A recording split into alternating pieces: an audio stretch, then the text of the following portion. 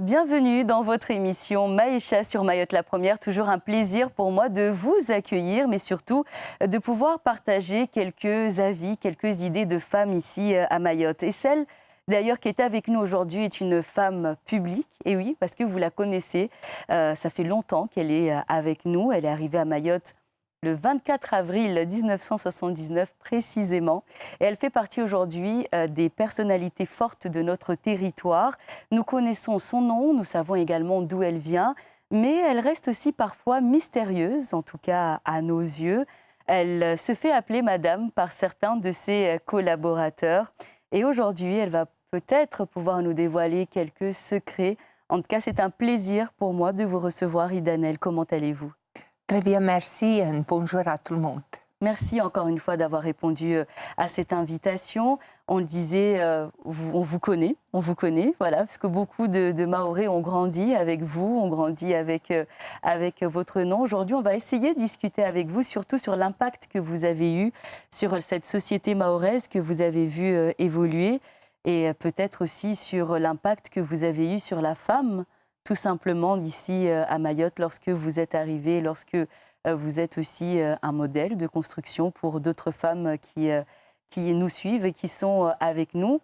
Et celui qui est maintenant depuis quelque temps dans cette émission, Maïcha, un plaisir pour moi aussi de pouvoir compter sur votre expertise. C'est Fayoum Amdi, vous êtes psychologue clinicien, cognitiviste et sophrologue. Oui, c'est ça. Comment allez-vous aujourd'hui ? Très bien, Yumna. Et vous ? Ça va très bien. Super. C'est un plaisir en tout cas de vous avoir tous les deux, et peut-être qu'aujourd'hui on va essayer d'en savoir un petit peu plus sur cette femme, une femme de pouvoir à Mayotte. Comment est-ce qu'on vit au quotidien vis-à-vis des autres, et surtout comment les autres nous perçoivent un petit peu dans cette société mahoraise. Idanel, on disait que vous êtes arrivée il y a quelque temps de cela ici à Mayotte. On aimerait déjà, la première question, qu'est-ce qui vous a fait partir de là où vous étiez il y a très longtemps pour venir nous rencontrer ici sur cette petite île au milieu de l'océan Indien? Bon, à l'époque, on a quitté en 1979 pour faire un tour du monde sur un voilier. Mayotte était un de nos points d'escale dès le départ. On vient d'Afrique du Sud, grande période d'apartheid, pas bienvenue dans plusieurs pays qui les Seychelles, Kenya, tout ça. On a resté ici, on était déjà dans les affaires en Afrique du Sud, et moi je suis retournée après environ 2 semaines après qu'on arrivait en Afrique du Sud pour régler les dernières choses, parce que j'étais moins marin que mon mari. Et Johan, on était les trois. Johan, son père qui a décédé maintenant presque 30 ans en arrière. Et voilà, du coup, moi j'étais une fil en aiguille. On devait rester 3 ans, qui a fini à le nombre des années, qui est presque 45 ans là. Qu'est-ce qui vous a convaincu de rester à Mayotte? Qu'est-ce qui vous a poussé à rester ici? Au départ, on n'était pas pour de venir faire quelque chose. On était plutôt en période de passage. On a découvert plein de choses qu'on ne connaît pas. On ne parle pas français, à part de dire bonjour et au revoir. et tout ça. Et que, en fait, je pense que c'est un destin, c'est un parcours de vie qu'on ne peut pas expliquer, mais que c'était un peu comme un destin. Et maintenant, avec les années qui est là, beaucoup de fois, je dis, mais je pense, surtout quand mon fils me confronte de dire, maman, pourquoi tu continues à casser ta tête comme ça? Pourquoi tu veux faire des choses? C'est pas la peine, blablabla. Bla, bla. Et donc, je dis, je suis sûre que j'ai vécu je sais pas comme avant ici, que ça fait partir des destins de l'âme pour revenir à Mayotte. Pour vous, c'est quelque chose que vous devez accomplir? Avec le temps, j'y pense, parce que c'était un peu d'être le bon moment, le bon endroit, situation. C'est quelque chose de courant aussi, j'imagine, d'avoir cette conviction que nous devons absolument faire quelque chose et que nous devons y aller jusqu'au bout. C'est courant pour les hommes, pour les femmes, est-ce que c'est un petit peu plus présent, cette façon de se dire que je vais jusqu'au bout de ma mission? En fait, ce qu'elle évoque, Madame Nel, c'est comme si elle devait réaliser une mission. Mmh. Et cette mission, peut-être, s'est réalisée. Mais pour répondre exactement à votre question, vous savez, dans la société, il y a des hommes, comme vous le dites très bien, et des femmes qui émergent. Et qui émergent tant dans leur talent professionnel, mais aussi artistique. Et ces gens-là ont souvent des personnalités de leaders Mmh. qui arrivent à mener des projets ou comment on peut appeler ça, des missions jusqu'à leur réalisation. Et puis voilà, lorsqu'ils sont parvenus à réaliser ces tâches, on peut les considérer comme des personnes qui sont convaincantes Mmh. ou influentes ou des personnes qui ont des pouvoirs de convaincre les autres. Et c'est un petit peu peut-être ce que Madame Nel a dû faire, en tout cas pour y arriver, parce que vous avez dû quand même, j'imagine, à un moment donné, vous imposer, même jusqu'à maintenant, vous imposer dans un milieu d'hommes. Oui, mais Est-ce que je c'était pense compliqué pour vous? euh, euh, euh, je pense c'est un peu dans le monde entier.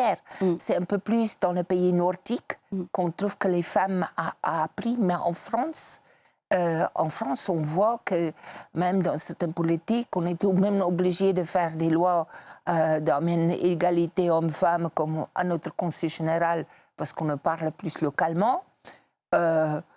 Moi, je m'oppose, peut-être parce que je suis quelqu'un avec un fort caractère, parce que j'y trouve maintenant, parce qu'on formait X hommes et X femmes, on prend juste des femmes pour compléter, et ça desservir un peu les femmes qui se font, ou qui ont un caractère et qui peuvent faire. Mais c'est vrai, on est dans une société française qui est un peu ça, que les hommes sont partout.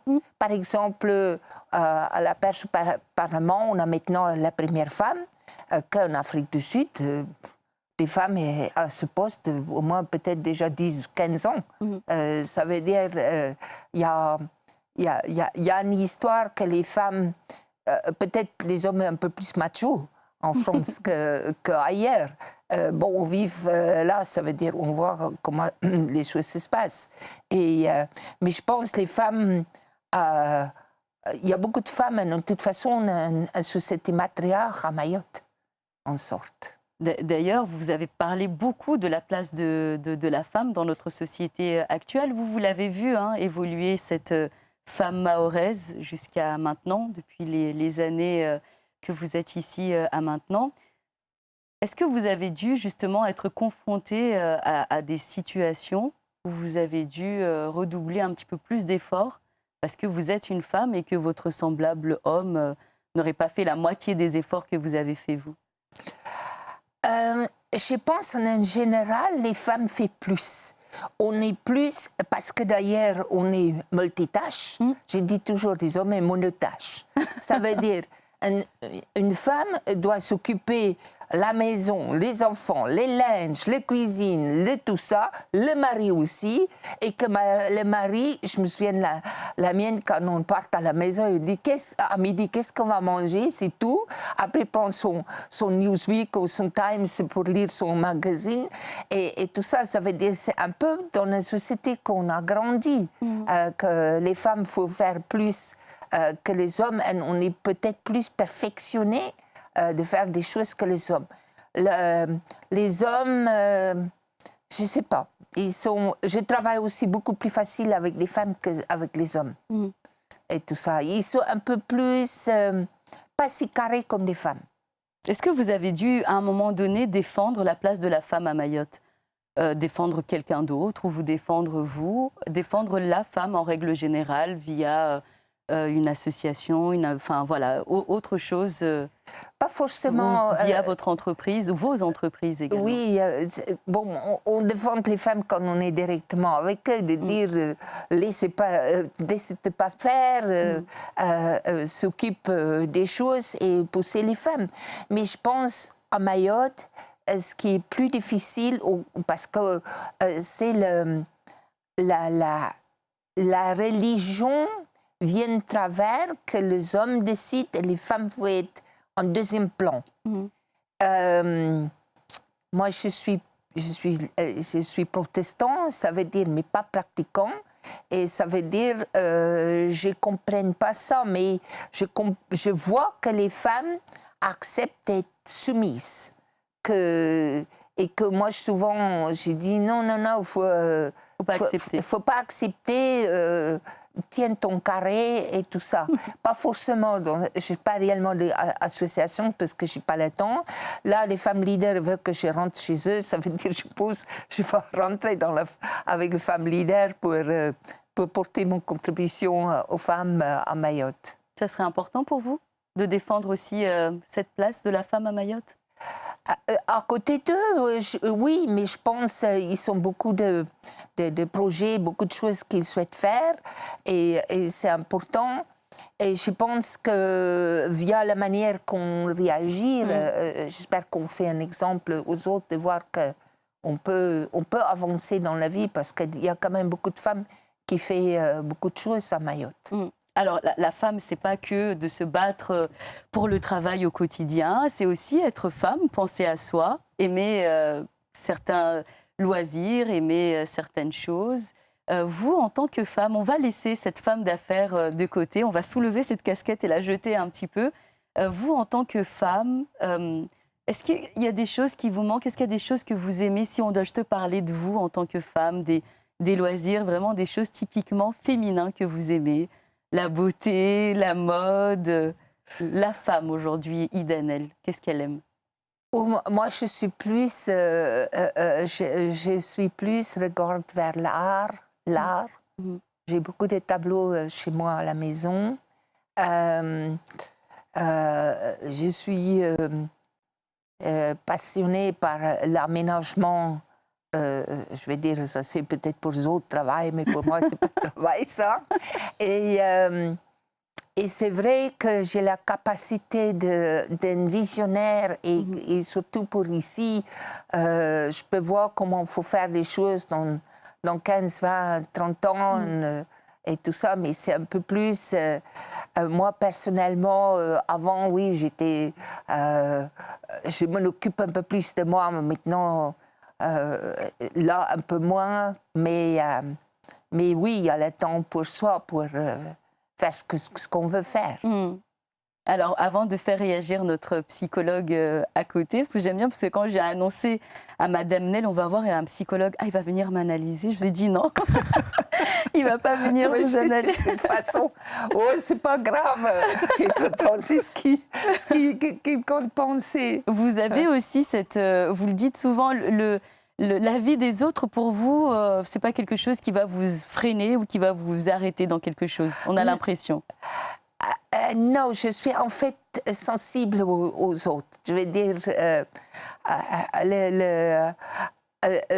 oui, je suis je peux pas dire dur, mais des règles, c'est des règles, l'heure, c'est l'heure, et des choses comme ça. Mais après, je vais râler sur un truc, mais je peux changer. Je râle, c'est une manière de s'exprimer, et c'est fini. Je ne vais pas sortir, je ne suis pas rancunière jusqu'à ce point-là. Mais si, moi, je suis, en fait, je soutiens énormément beaucoup de jeunesse, beaucoup d'associations du nord au sud, partout. Surtout dans le sport, et aussi des papas et des mamas, des mamies et des papis dans leurs choses. Et tout ça, ça veut dire, parce que je pense que c'est nécessaire, ça veut dire, comme beaucoup disent, j'ai un côté dur à l'extérieur, mais j'ai quand même un petit cœur quelque part. En tout cas, merci de vous ouvrir à nous aujourd'hui. Et est-ce qu'il y a quelque chose que vous avez, quelque chose qui a été très compliqué pour vous? Peut-être parce que vous le dites, qu'on a l'impression que vous êtes dur, est-ce qu'il y a quelque chose, vraiment la chose peut-être la plus compliquée que vous ayez dû faire face? Ça serait quoi? En fait, je pense...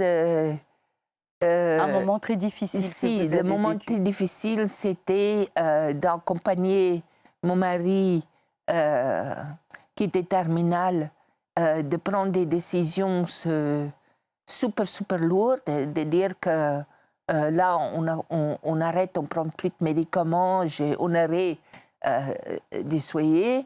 Et en fait, le deuil m'a pris, en fait, je pense, 7 ou 8 ans, longtemps, que j'ai pensé que j'étais déjà dépassée. Et je vois, ça ne touche pas que des femmes, ça touche plus les familles. Et mon fils aussi, il a eu encore plus longtemps, ça dépend. Mais ça, c'était le moment plus dur, parce que le moment quand tu trouves que on a toujours fait des choses ensemble et que maintenant tu es tout seul, il faut faire face à tout. Et on y Et arrive. tout ça. Et on arrive et on fait en sorte, ça veut dire ça passe par beaucoup de travail.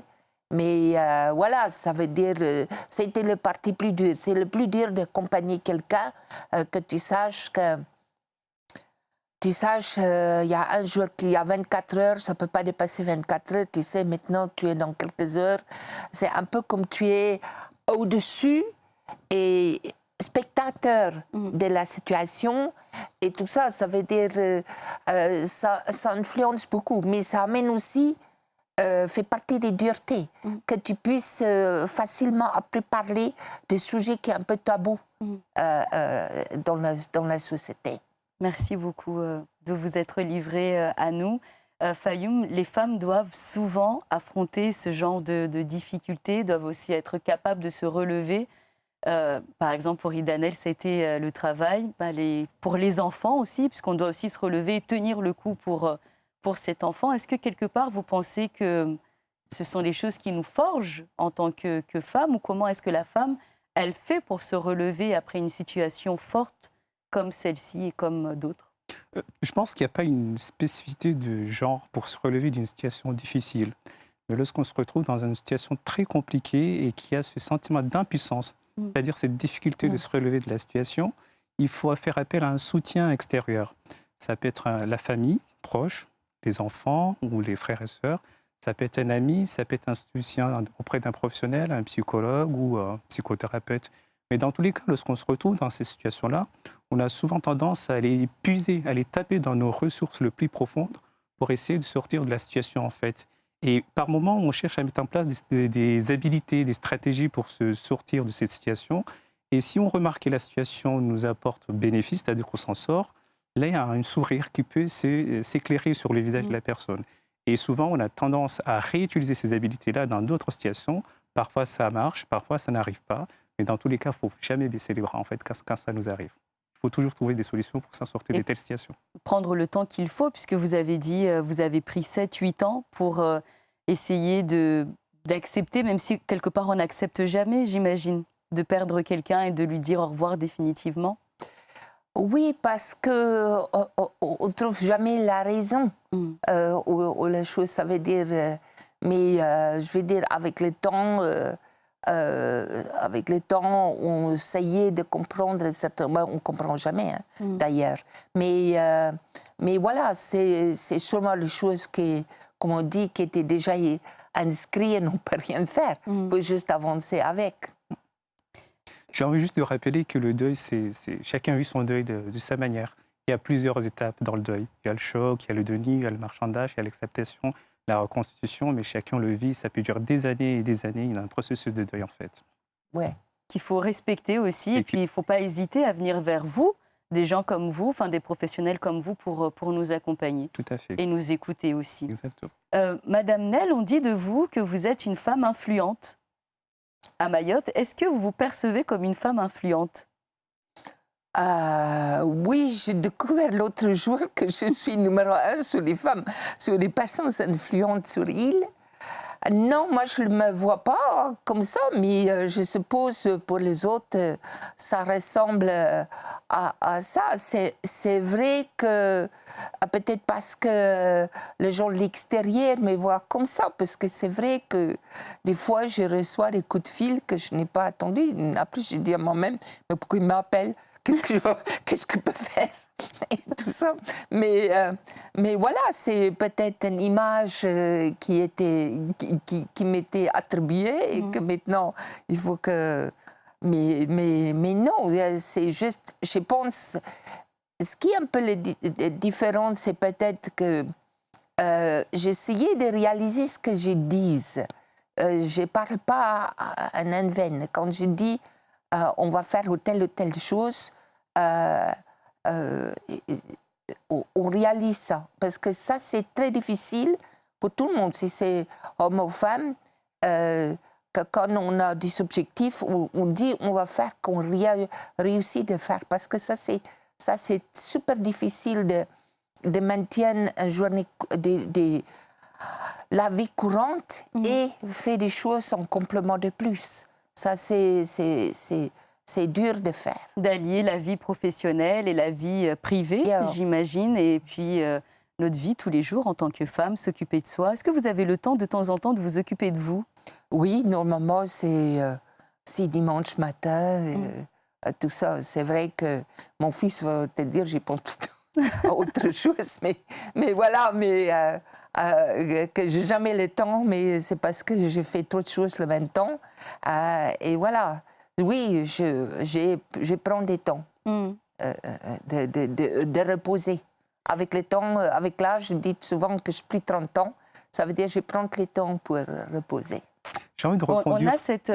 Allez-y. J'ai envie de reconduire un truc, ce que Mme Nel a dit, très important, c'est que par ses actions et parce qu'elle cherche à réaliser comme telle, c'est ce qui fait d'elle une femme de pouvoir et influente en fait. Je ne sais pas si elle est d'accord avec ça, mais on regarde, c'est ce qui ressort dans son discours en fait. Parce qu'elle va jusqu'au bout. Elle va jusqu'au bout. Elle va jusqu'au bout, et puis on entend très bien que alors, je peux me tromper, mais sa personnalité, je pense, c'est une personnalité d'une personne, c'est une leader cette femme. Bon, ben voilà, en tout cas, vous l'avez entendu. Je vais dire que le psychologue, il était gentil. Hein. Et quand à un moment de notre vie, ou même aujourd'hui, à n'importe quel moment, on s'imagine toujours vieillir à un endroit particulier, ou voilà, on dit souvent, je vais passer mes vieux jours à tel endroit, ou j'aimerais prendre ma retraite à tel endroit. Vous, comment est-ce que vous imaginez cette période-là, en vous disant que, bon, ben maintenant, je veux me reposer... je vais arrêter de travailler quand je serai à tel endroit ou non. Moi, je suis le contraire. J'ai fait 3 semaines de goûter la retraite ici en fin 2019. Et après ma 3 semaines, je dis non. Je peux pas. Premièrement, je trouve que quand on prend la retraite pour aller faire de ça, on se prépare pour aller mourir. Ça veut dire, c'est pas mon truc. Ça veut dire, moi, je préfère de travailler moins, mais rester occupée, parce que j'ai vu avec les gens qui ont pris les retraites, et quand pendant 2-3 ans, on n'a pas travaillé, on vient, comment on peut dire, décaler avec le temps. On ne peut plus revenir travailler réellement au fait des choses qu'on a fait avant. C'est un peu comme on part en ralentir sur des choses. Ça veut dire, moi je pense que je passerai un peu plus de temps en Afrique du Sud. Pas tout le temps, un petit peu de temps en temps. Parce que je ne suis pas non plus quelqu'un qui va aller dans des associations. Après, il y a un tiraillage pas possible dans ces associations avec tout le monde qui a pris la retraite. Ça veut dire, si c'est environnement, si c'est n'importe ce qu'on veut faire, tout ça, ça veut dire, en fait, moi, je pense... j'ai dit, de toute façon, je resterai avec mes paparazzi jusqu'à le jour quand je meurs. Et à ces cas-là, j'espère qu'il ne reste pas beaucoup pour Johan, parce que le pauvre, il sera obligé de s'occuper de ce que je laisse. Mais l'histoire, c'est que de travailler moins et avoir un peu plus de temps libre. Comme là, je parte pour voir un peu avec toutes les familles une nouvelle fois, la fin des mois. Et tout ça, ça veut dire, voilà, c'est un peu prendre plus de temps pour se déplacer. Mais pas la retraite, quoi. On oublie cette idée-là. Pas la retraite. Voilà, ça c'est clair. Une dernière question pour terminer. La place que représente Mayotte aujourd'hui pour vous, c'est quoi? Comment est-ce que vous considérez Mayotte et la place que vous avez, qu'elle a pour vous? Mayotte, pour moi, c'est la maison. C'est ici, je pense, j'ai déjà dit ici à Mayotte Première que le tombe de mon mari est sur nos propriétés. Mon nom est déjà inscrit, ça a besoin de pas seulement la date de partir. de vous tout dire un peu plus dans le truc. Dans mon armoire, il y a un truc pour mon fils de dire quand je meurs, tu prends ça. Gros, écrit gros, parce que lui, son mémoire n'est pas comme la mienne. Mais en tout cas, ça veut dire, par là, ça veut dire, Mayotte, c'est la maison. Quand on passe quarantaine d'années à un endroit, c'est ça que je vais avoir un pied-à-terre en Afrique du Sud, parce que c'est récent, que j'ai acheté quelque chose là-bas. Je pense... sera entre les deux, de prendre un peu plus de temps pour en profiter. Mais Mayotte, c'est chez vous, c'est votre maison. C'est ma maison. Merci beaucoup, ça sera le mot de la fin. C'était pas compliqué. Non, ça va. Ben, merci beaucoup en tout cas d'avoir accepté de jouer au jeu et de répondre aux questions de Maïcha Idanel. Et ben, j'espère qu'on se reverra avant la retraite dans cette émission. Et puis à très bientôt. Merci beaucoup également à vous. Fayoum Hamdi. C'est ainsi que nous clôturons cette émission de Maïcha, une émission qui est à revoir en replay sur notre site internet. À très vite.